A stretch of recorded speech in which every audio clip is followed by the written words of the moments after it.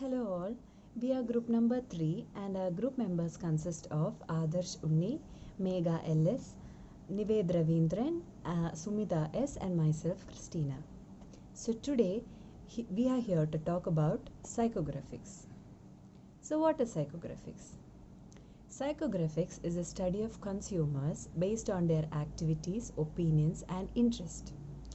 They not just focuses on the general demographic data such as age, gender or race, but psychographics seeks to understand the cognitive factors that influence consumers' behavior. So some of these factors are their emotional responses, their motivation, our inherent attitudes, moral, ethical and political values, prejudice and so on. Psychographics and demographics are often confused by people. Many marketers have been using demographics for a long time to build data regarding their buyers, and a very few have dwelt deep into psychographics. So, are they the same? No way. Demographics and psychographics are entirely different. Demographics, by definition, is who a person is. That is, it considers factors like age, gender, their race, their occupation, their annual income, marital status, their number of children, etc. Whereas psychographics considers why of a person, that is, why they behave and make decisions the way they do. And they consider factors such as values, interest, opinions, lifestyle, personality type, social class and many other factors. So to get a deeper knowledge about psychographics, let's move to the next section of the video. Thank you. Now I will explain what psychographic segmentation is. It is a market segmentation technique where groups are formed according to the psychological traits that influence consumption habits drawn from people's lifestyle and preferences. It is mainly conducted on the basis of how people think and what do they aspire their lives to be. You may not realize it, but psychographic segmentation is the primary driving factor in your life. It determines who your friends are, who you marry, the career path you choose, where you buy a home, like that. It's an invisible hand that guides you most of your decisions, and that's because this psychographic segmentation determines who you allow into your life and which social circle you desire to enter. For marketers, psychographic segmentation means selecting the most likely buyer based on their interests, activities and lifestyle choices. Psychographic segmentation is increasingly important nowadays as consumers divide themselves into smaller and smaller interest tribes. It is also easier now to use psychographic segmentation as a tool because people signals their interest through social medias. The right way to start your psychographic segmentation is to conduct research and about the interests and hobbies of your customers. This is fairly easy step because the methodology is straightforward and for most of the part people are willing to share their interest. Once you see the pattern in the interest of your customer group you want to pursue, the next is to identify where your customer congregate. Psychographic segmentation capitalizes on this by dividing customers based on psychological factors which includes behavior, personalities, lifestyle, social status and attitudes. Now we will discuss each of them in deep. First one is personality. Personality traits plays a big role when it comes to the choices of your target market. This is because consumers are less likely to purchase items that do not align with their personalities and vice versa. For example, an introverted person may not eagerly jump on a Friday night's clubbing deal. Common personality types in psychographic segmentation include creative, emotional, friendly, opinionated, introverted and extroverted. Now coming to the second point, which is lifestyle. Customers also consider how your product fits into their lifestyle choices before making a purchasing decision. For example, creating a liquor variant of your product may not work well if your target market consists of individuals who do not take alcohol in any form. Coming to the third one, it is social status. This is a very much important variable in psychographic segmentation, as every social class has its own product preferences, and which means that what people eat, wear, or even choose to associate with largely reflect on the social class which they belong to, whether it is directly or indirectly. The next one, activities, interest and opinion. The hobbies, interests and opinions of the target audience can help you understand their preferences and what appeals to them. This information comes in handy when it is time to map out the buyer's persona for your product. Now coming to the last variable, which is attitude. This is a combination of religious and cultural backgrounds of your target market. This psychographic variable is somewhat tricky and complex because every consumer has their own attitudes, and as a worldview, it is influenced by their own background as well. Regardless, you can still use this variable to map out different segments in your target market.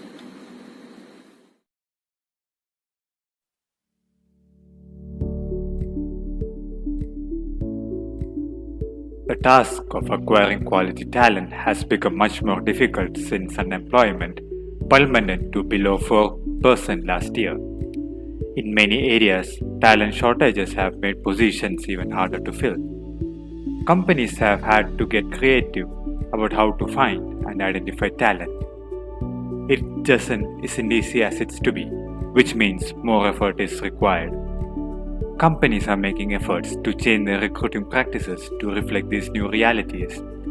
Employer branding, offering new benefits, and using social media has helped companies funnel their talent to their open positions. But even these efforts are sometimes not enough to meet hiring needs with the kind of talent that will enable growth and development throughout the company. What else can companies do to make their recruiting and talent optimization efforts more effective? The use of psychographic data can be helpful to improve recruiting and hiring. The usefulness of psychographic data doesn't end once a hire is made. Not only does hiring top talent require more effort in today's economy, but retaining employees can also be more difficult. When companies do fill a position, they want to get the most they can of that employee and keep them as long as possible. Psychographic data can help with employee development by revealing motivations that employee can use to help their employees. It is not about pushing hard or manipulating employees into working harder. These tactics are likely to have the opposite effect from what is intended. Instead, psychographic data can help companies make work easier and more enjoyable for their employees. Matching up supervisory methods with an employee's natural motivation will likely make work feel easier, meaning that productivity will likely be higher. When work feels less like a Herculean effort and more like a right fit, employees will enjoy it more and be more likely to stay with the company. Psychographic data may be collected when a new hire comes on board, but existing employees can be also assessed to develop a complete picture of behaviors and motivations. Psychographic talent personas that are used with employees are likely to be as useful or even more useful than those used for talent acquisition purpose. Psychographic data and talent optimization. While there can be many elements of an employee's psychographic profile, experts have broken down several profile types that include different types of work behavior. Knowing into which category each of our employees falls could help you make decisions about how to develop their talent, reward effort, and get them to do their best for you. Some of your employees will be fulfillment seekers. They want to make a difference life or even change the world. More money won't be much of a motivation for them to stay with your company, but offering them a position of significance within the company where they can see the difference they make. High achievers will see their position as a career rather than a job. They may have higher salaries and consider them as a sign that they are achieving their goal. But their true motivation is the thrill of accomplishment. However, that may be defined for them. If you have employees that are risk takers, it will be harder to hold on them because they are always looking for the next great thing. Your best chance for retention of risk takers is to provide as much risk as you can with the position. Offering stock options, challenging sales quotas, or opportunities to be involved in expansion and acquisition of new businesses may help risk takers get their needs meet without changing jobs frequently. Ladder climbers want to advance within the same company and will probably only change jobs if they can't advance within their existing company structure. Finding leadership opportunities in between advancement will probably keep ladder climbers happy. Keeping in mind these designations are only part of the psychographic profile, and that psychographic profiles are complex. One aspect of someone's behavior will never provide enough data to determine a course of action regarding of recruiting and hiring. Robust talent personas must be carefully built to identify the best ways to reach candidates and employees for each position. Assessments can be used to segment psychographic profiles in the most objective way possible. Subjective evaluations are prone to biases that can be largely avoided by using assessments that identify psychographic data which can be used to talent persons. So here are different methods. Next is some different methods of psychometric tools. So some of the psychometric tools are going to be discussed here. Mainly psychometric tools are computer based. This is computer assist organized framework for assessing the psychological traits such as personality, creativity, intellect, motivation and values in an unbiased manner. So these tools assist in making an objective assessment of the aspects on which applicants can be psychologically distinguished. These tools are primarily concerned with providing an unbiased evaluation of the dimensions on which the persons might be mentally distinguished. So for assessing the talents, ability, personality and motivations, a variety of psychometric instruments are available. So in case of the HR businesses, the psychometric instruments are well received. Therefore, the recruiters can use these tools to learn about the candidate mental talents, what are the candidates' abilities to do in a job, and these qualities are difficult to discuss in a face-to-face interview. So these techniques are they are used in recruitment, development, training procedures, and these tools have become a recruiters to go-to tools for system which were concerning in an individual's organizational development, and they are all, used across various processes also. So these tools are they are used for a development and career progression. So here I am going to discuss a few psychometric tools, that is some of the methods. So first method is mental personality inventory. That's a tool which is basically a cutting edge scientifically validated assessment tool. It accesses personality qualities that are relevant to key aspects of the job, and it mainly identifies the behavioral skills that are linked to our business outcomes. That is first one. Second tool is mental personality inventory. That's a tool which is used for assessing a candidate's potential and development mindset based on personality traits and working preferences, which all emphasize on their behavioral preferences. The third tool is mental dark personality inventory.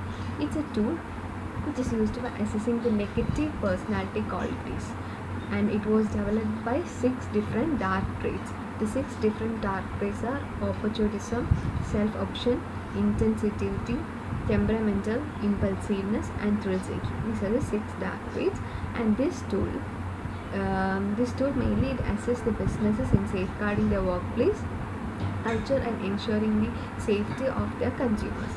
And the fourth tool is Mel Sales Profiler. It is a unique tool that contains a competency-based framework that assists the development of the ideal sales team. So to meet the expanding demands of the companies, the unique This unique tool, it mainly dictates the critical cognitive and behavioral abilities. So this tool assesses the team cohesion across the broad using high value elements by guaranteeing that the team operates in an efficiency level. So this is accomplished by identifying the essential cognitive and behavioral abilities that are specific to our company needs. Next, the last psychometric tool is mental personality map. It's a modern evidence-based personality assessment that aims to examine the key work-relevant personality characteristics and behavioral tendency to know more in depth.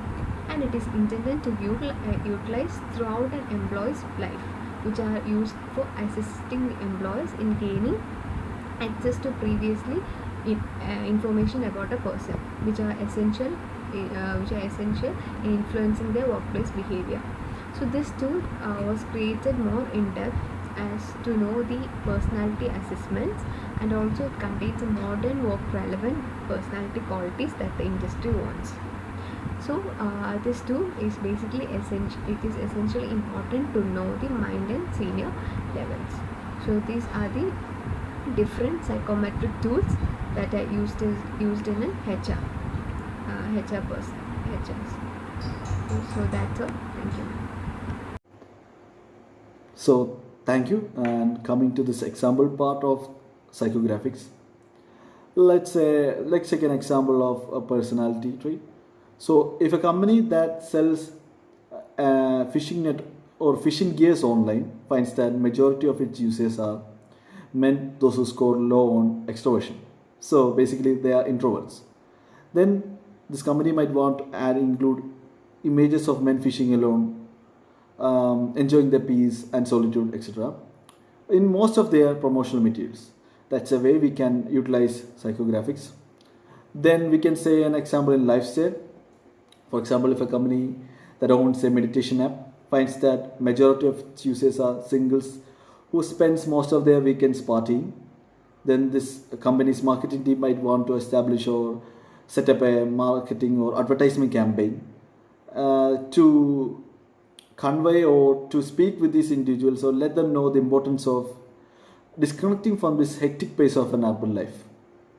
Much similar example we can say if in the case of a women's clothing retailer. So if a women's clothing retailer find out majority of its customers are young women from southern India, we are taking an example in southern India. So taking that as an example, this retailer might want to put up ads about their new and trending clothes in Facebook, Instagram, Twitter, etc., so that they can easily connect with this target market. So that's another way. Another example we can say that if a young urbanite wants to buy a computer, so you or I might assume that the person trying to buy this computer might want to look at speed and computing power as its deciding factor in buying this computer.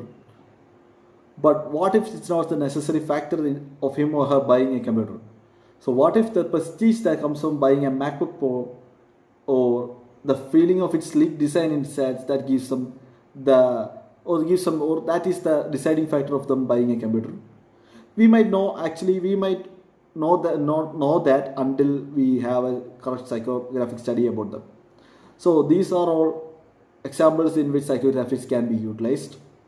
So psychographics is basically a quantitative methodology of studying consumers based on their psychological characteristics and traits such as their values, desires, goals, interests, and lifestyle choices, of course. And psychographics in marketing focus on understanding this consumer's emotions and values so that you can market them more accurately among themselves. So that's about from our group. Thank you.